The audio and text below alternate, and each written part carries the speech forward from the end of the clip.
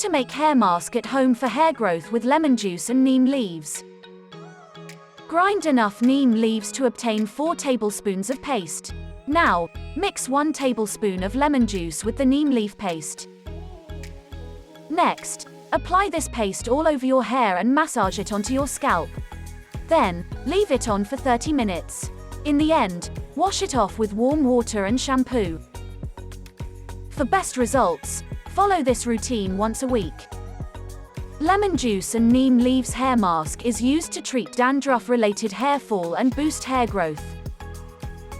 Both lemon juice and neem leaves act as antifungal, antibacterial, and anti-inflammatory agents that fight the infection that could be causing your dandruff and reduce itchiness.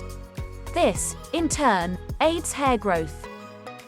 Bonus tip: neem leaves also prevent premature graying of hair. You can mix some neem powder with half a cup of yogurt, and apply this mixture on your hair. Wash it off after 20 minutes. Hope you did get some value out of our today's video.